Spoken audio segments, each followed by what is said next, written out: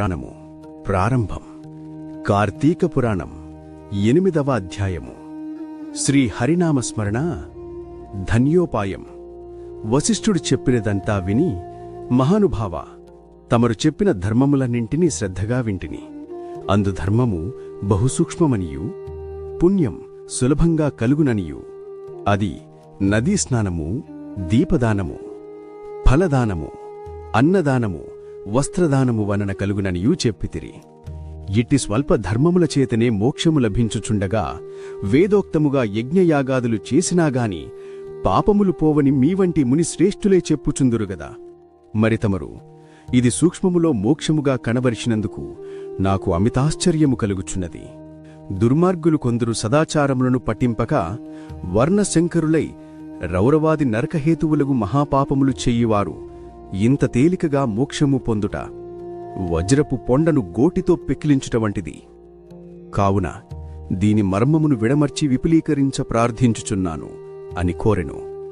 అంతట వశిష్ఠులవారు చిరునవ్వు నవ్వి, జనక మహారాజా, నీవు వేసిన ప్రశ్న సహేతుకమైనదే. నేను వేదవేదాంగములను కూడా పఠించితిని. వానిలో కూడా సూక్ష్మ మార్గాలున్నవి. అవి ఏమనగా, సాత్విక, రాజస, తామసములో అని ధర్మము 3 రకములు. సాత్విక మనగా దేశకాల పాత్రలు 3ను సమకూడిన సమయమును సత్వమను గుణము జరించి ఫలమంతయును పరమేశ్వరార్పితము కావించి మనోవాక్కాయి కర్మలచి నునర్చిన ధర్మము. ఆ ధర్మమందు ఎంతట ఆధిక్యత కలదో. సాత్విక ధర్మము సమస్త పాపములను నాశనమునర్చి పవిత్రులను చేసి దేవలోక భూలోక సుఖములు చేకూర్చును. ఉదాహరణముగా తామ్రవర్ణ నది సముద్రమున కలియు తావునందు స్వాతికర్తెలో ముత్యప చిప్పలో వర్షబిందువు పడి ధగధగ మెరిసి ముత్యమగు విధానముగా సాత్వికత వహించి సాత్విక ధర్మమాచరించుచు గంగా, యమున, గోదావరి, కృష్ణానదుల పుష్కరాల మొదలుగు పుణ్యకాలములయందు దేవాలయములయందు వేదములు పఠించి సదాచారుడై కుటుంబీకుడైన బ్రాహ్మణుడకు ఎంత స్వల్పదానము చేసినను, లేక ఆ నదీతీరమందున్న దేవాలయంలో జపతబాదులు నరించిననూ విశేష ఫలమును పొందగలరు.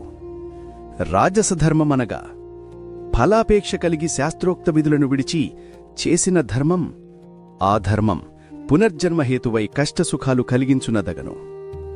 తామసధర్మమనగా శాస్త్రోక్త విధులను విడిచి దేశకాల పాత్రలు సమకూడని సమయమున డాంభికాచరణార్థం చేయు ధర్మం.